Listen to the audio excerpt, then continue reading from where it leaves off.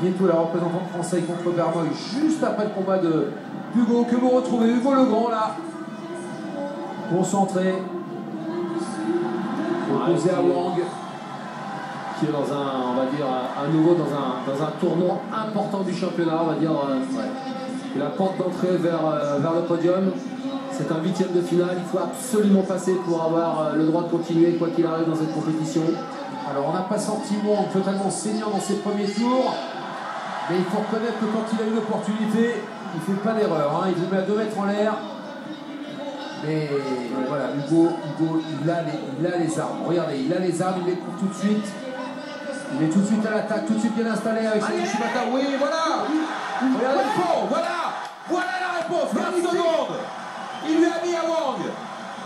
Magnifique Hugo qui a surpris le Coréen. Effondré dans le tapis, un peu large, regardez. Extraordinaire. Magnifique. Il lui a expliqué avec ce mouvement le judo flamboyant d'Hugo Legrand, qui allait chercher cette victoire impassible. Hugo et le pion au bout de 15 secondes. Extraordinaire, il a pris la manche, il a tiré, il a déplacé vers la gauche, vers la droite, pardon.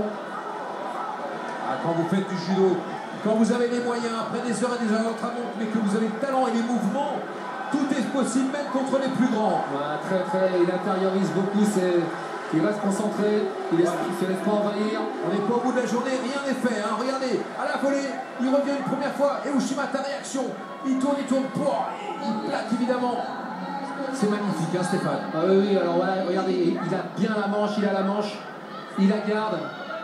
Et quelqu'un, il continue à pousser. Et il va jusqu'au bout là, il y met énormément d'attention. C'est ce qu'on disait tout à l'heure, il finit le mouvement. Regardez comment il pousse. Et là, comment il va tourner, mettre le Coréen sur le dos. Et c'est important de finir complètement le mouvement. S'il n'avait pas été jusqu'au bout, il n'y aurait pas eu Ippon, il y aurait eu Wazari. Ouais, et après tout était possible. Allez, on va finir.